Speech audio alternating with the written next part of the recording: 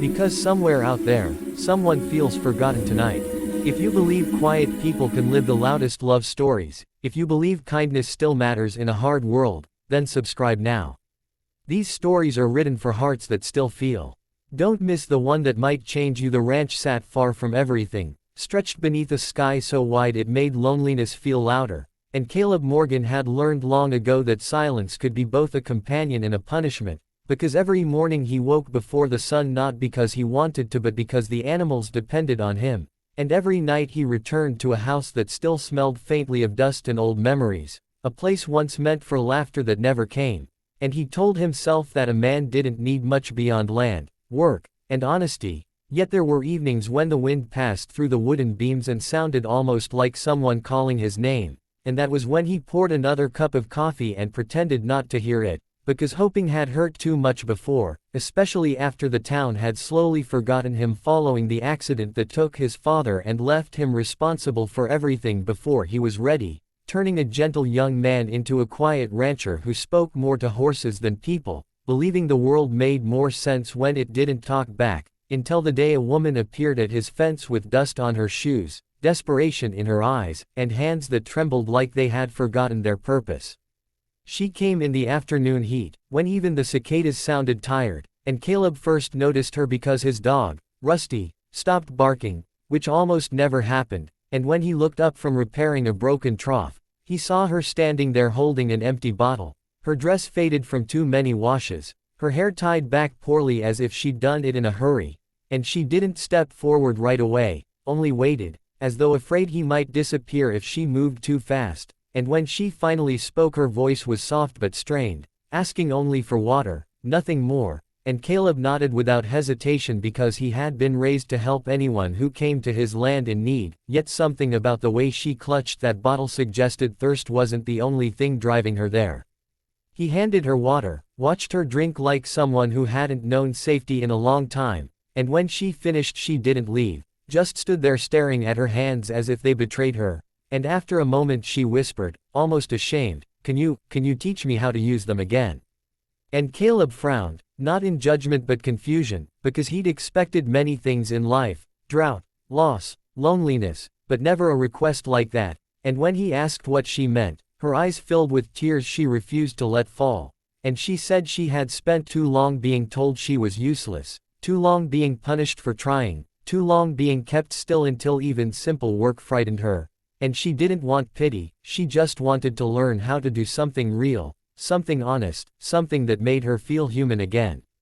Her name was Eliza, and she had walked nearly 5 miles from a broken-down roadside house where she'd been living under rules that crushed the spirit more than the body, though the body had suffered too, and she didn't speak of it directly at first, only said she needed work and didn't know where else to go, and Caleb hesitated not because he didn't want to help, but because he had promised himself never to let someone close again, yet there she was, not demanding, not flirting, not manipulating, simply asking to learn, and something about that humility struck a chord deep within him, because he too had once been a boy forced to grow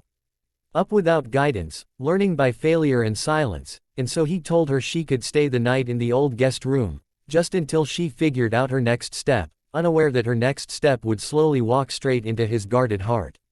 The days that followed were awkward at first, filled with long pauses and careful movements, because Eliza flinched at raised voices even when none were angry, and Caleb spoke softly without realizing he was doing it, showing her how to gather eggs, how to mend wire, how to grip a hammer firmly without fear, and each lesson was simple yet meaningful, because every time she succeeded her smile grew a little stronger, and every time she failed he didn't scold her, he just showed her again, patiently, the way no one ever had, and slowly her hands stopped shaking, gaining calluses that she wore proudly, like proof she was becoming someone new.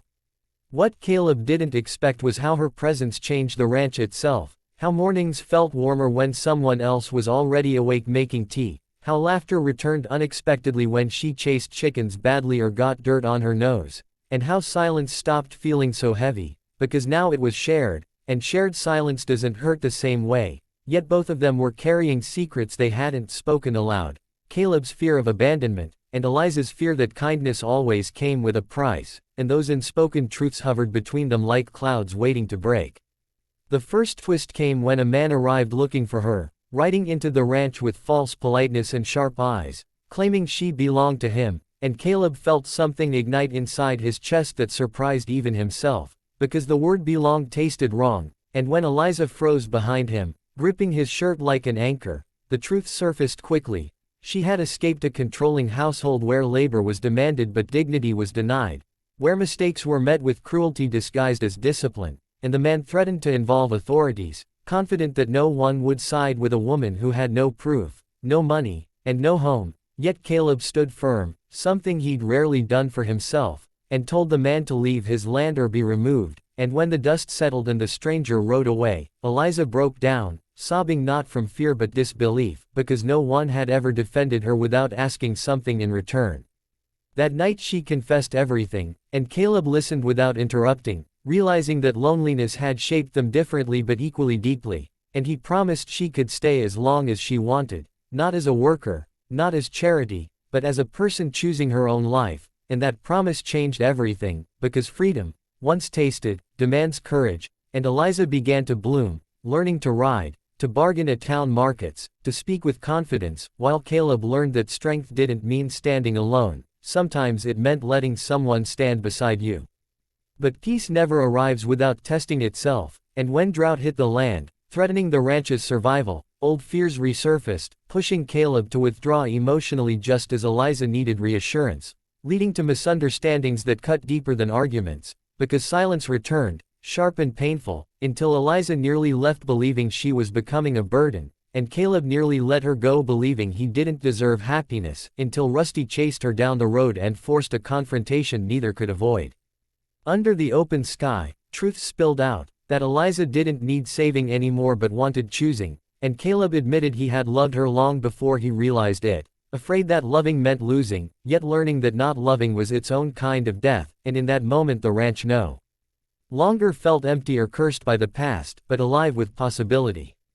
The final twist came months later when paperwork arrived revealing that the land technically belonged to Caleb and any legal residents, meaning Eliza wasn't just staying anymore, she had become part of the foundation itself, and she laughed through tears, realizing that the hands she once believed were useless had helped build a home, not just of wood and soil, but of trust, patience, and choice.